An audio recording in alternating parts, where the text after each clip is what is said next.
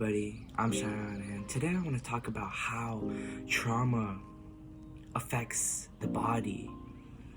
Because a lot of times when we have pain and anger, we have aggression that builds up. A lot of time that builds up energy is oftentimes being stored inside the body. It's being stored inside the body. And a lot of times what happens when a human being, and a human body and a human mind goes through, a great deal of trauma. And trauma can really be anything. There's no better or worse trauma. There's no trauma that's better or that causes more pain than any other trauma. Trauma will always be trauma, and trauma will always affect you, so you have nothing to be ashamed about. But a lot of times when trauma, when someone's going through trauma in general, or they've gone through trauma, a lot of times it's stored in the mind. That's where a lot of disorders come from, the mind. There's 3 layers of the mind: the id, the ego, and the superego. And a lot of people are stuck in belief systems, urges, and just a lot of confusion in the mind. But a lot of times, that's something that can happen through trauma and through pain and anger, being built up. A lot of times there's only so much that a human mind can hold from trauma. There's only so much pain a human mind can hold. So a lot of times what happens through trauma is the mind basically shuts off. Repressed memories are a thing, because a lot of times the mind can't handle it a lot, so it just learns to block it out.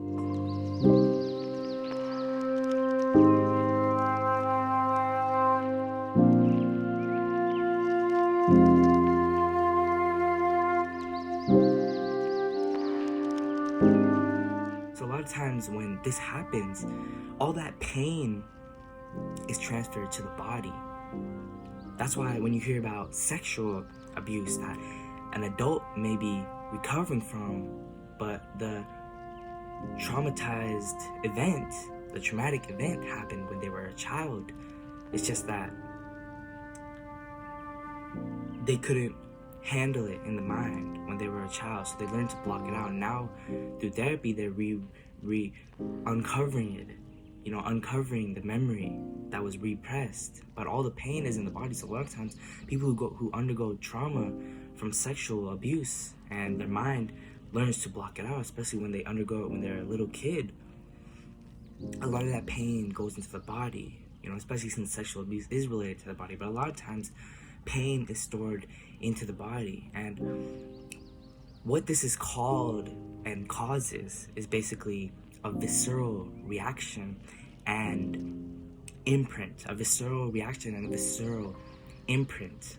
Now, these reactions and imprints are caused by trauma. The imprint of trauma, the visceral imprint, is basically an imprint of trauma onto the body, an imprint of trauma onto the body. So a lot of times what happens is when someone rushes to heal, when someone is rushing to heal and they have visceral reactions, they may actually get re-traumatized. Now, why does this happen?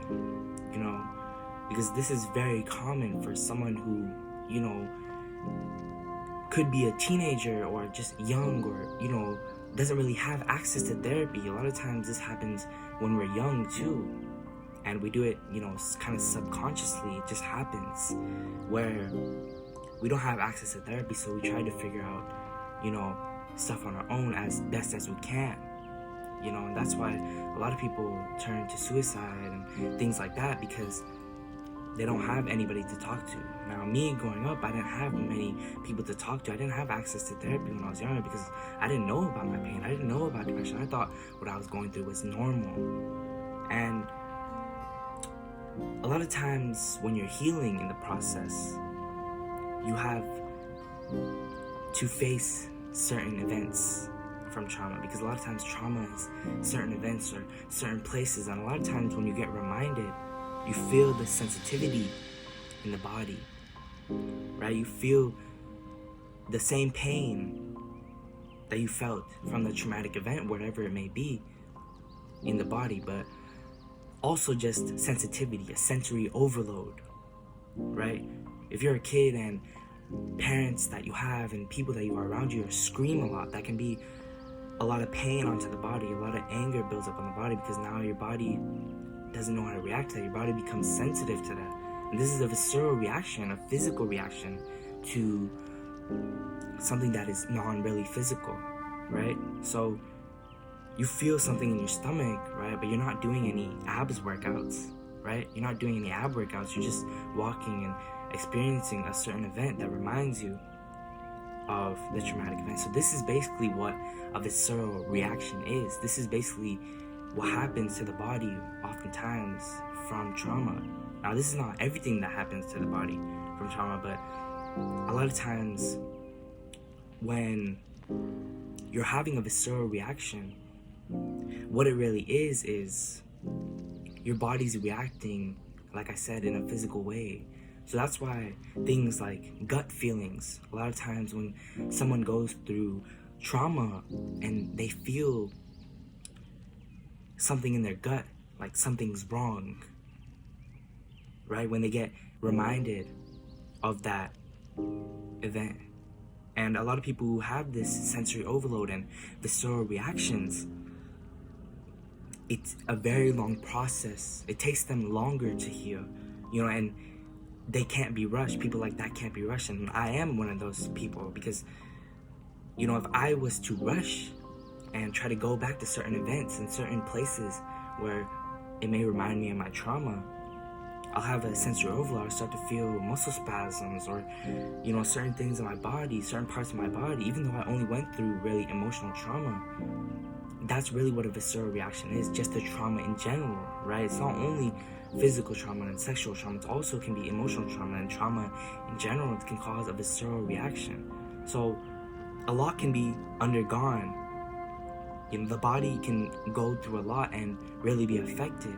Not only the mind, not only the brain, which basically is part of the body, but also the physical part of the body, and other examples of visceral reactions are sweating, shivering, too much energy, too much built up energy. And essentially that's how numbness also comes up, because a lot of times people who are depressed, they have numbness, they don't feel a thing in their body, or paralyzation, they can't move a thing, right? Because their body is triggered. So it's not only the mind that is affected by trauma, it's also the body. And I think that's really important to know, because trauma can affect just a human being so much and impact them so much that they can literally not be able to function correctly physically, and it can literally affect your physical body just by being bullied or being told something, your whole life. It's so powerful, and trauma can get really, really dark for human beings. And it's crazy because there is knowledge like this known around the world, but for suicide prevention and everything like that, when you call the suicide prevention, all they do is say, sorry, we're not available, call back in 15 minutes or text back in 15 minutes, right? So it's really important to recognize this pain on your own, and that's really what therapy is. Therapy is not only just, there's self-therapy and therapy, on its own, talking it out, but self-therapy is really included with therapy, just in general, right? Because you have to recognize your own pain. The therapist can only help you, understand the causes, but once you understand it, that's like getting a glimpse. But once you get the glimpse, once you see the depression and what the cause is, then you embrace it. And once you embrace it, then that's when you can truly let go, right? So the body can really be affected by trauma in many ways and react. The body can have trauma responses. A visceral reaction is basically a trauma response. A visceral imprint of trauma can be a trauma response.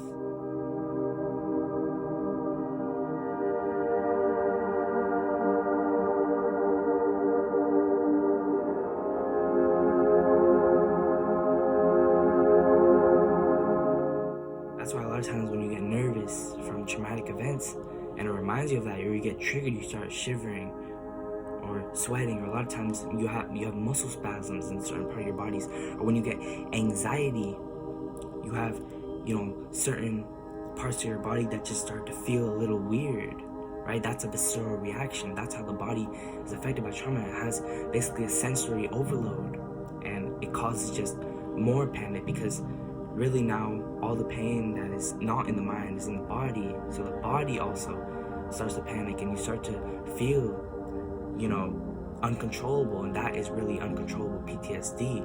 So that's really what can happen from PTSD and trauma to the body.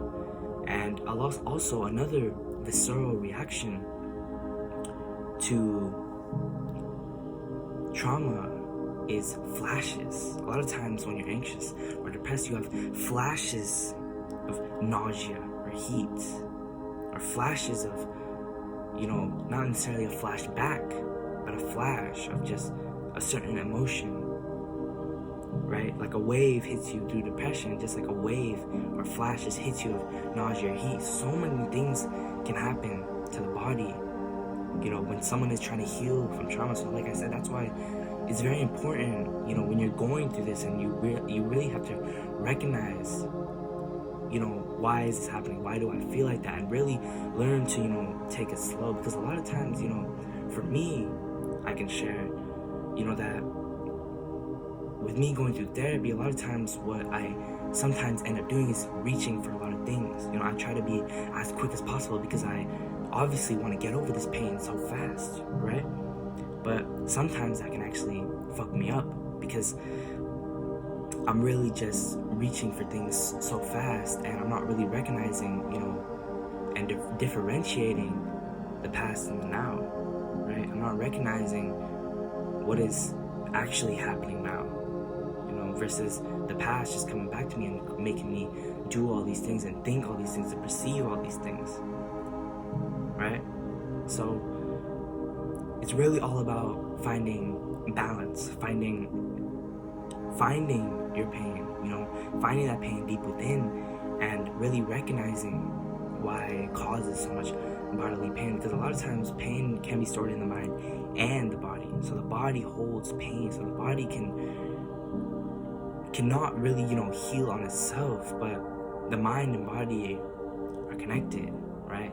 So when you recognize the pain through the mind, right, and recognize why you feel this type of way, and take it slow, you don't rush yourself into certain situations which can cause this sensory overload, right? Then, take it step by step, and eventually when you're ready to embrace the pain, then you embrace it, and now you're able to recover and heal. So yeah, but that's it for the video. Subscribe, and I'm out.